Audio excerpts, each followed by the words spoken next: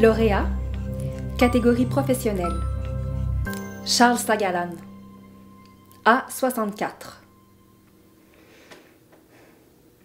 A64 s'était dit « Je ne ferai qu'une chose, je regarderai l'arbre ». La journée était belle, la brise bonne, et l'arbre près du balcon se laissait tranquillement observer.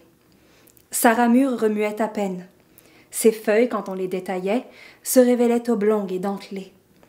Elles avaient une façon unique de toucher la lumière et de réagir à l'air d'été. Chacune, pourrait-on suggérer, défendait sa personnalité subtile. Cela se reconnaissait aisément. Des branches dégarnies, mortes, rappelaient le rude passage de l'hiver. Elles étaient l'exception. Dans une sorte de grand tout, la feuillaison scintillait intensément en un aplat serein. Pas besoin d'être une âme sensible pour déceler cette troublante harmonie. A64 n'avait jamais pris conscience qu'il faisait partie d'une création plus vaste. On aurait dit que l'arbre voulait lui suggérer cela. Son potentiel de forme et de lumière paraissait sans limite. Le tronc se divisait en 3 branches maîtresses. Elles-mêmes fusaient de toutes parts. Ce réseau soutenait une vaste ombrelle de vert chlorophylle. Il y avait de la légèreté dans cette structure, une efficacité mouvante. Des branches basses, assez massives, avaient été sciées, à en juger par les cernes claires de l'écorce. Il était étonnant que du bois puisse s'allonger de la sorte, s'élancer vers le ciel, se partager et se répandre, voire retomber, tout en résistant aux intempéries et au vent. À bien y regarder, les branches se croisaient et se superposaient. Elles tissaient un lacis de tiges fines et fortes. Elles savaient naturellement où s'arrêter, de manière à composer un dôme parfait. Il n'y avait pas de principe rigide dans la pousse des ramures. Sans doute s'agissait-il de cueillir le plus possible de lumière. Quel étrange moteur de la matière! A64 se fit la réflexion qu'il y avait des milliers de perspectives pour observer un seul arbre. Du balcon, lui n'en possédait qu'une.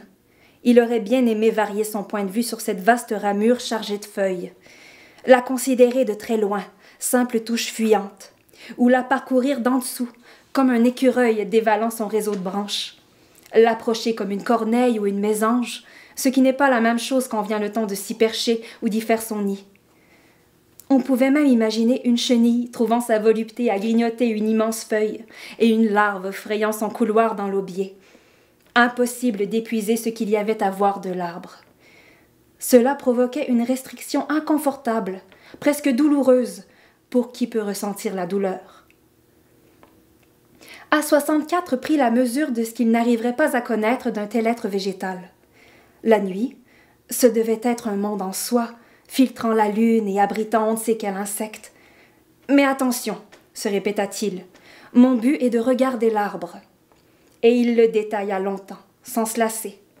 Parfois, il lui arrivait de songer à ce qu'il ne pouvait saisir de cette vie grouillante.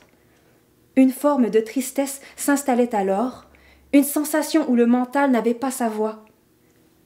Peu à peu, l'arbre se dressait comme un mystère.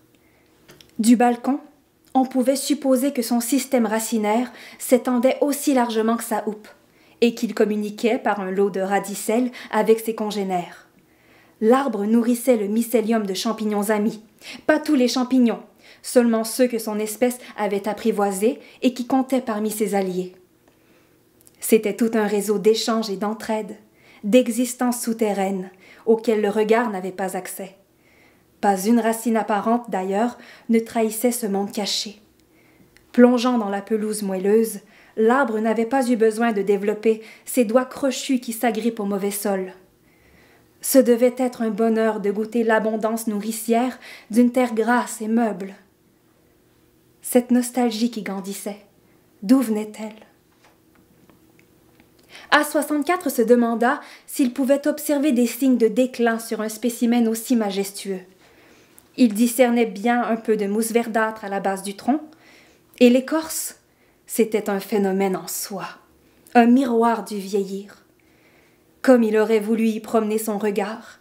Même de loin apparaissaient les stries profondes de la base, les plis de la partie médiane, la surface rêche puis lisse des hauteurs.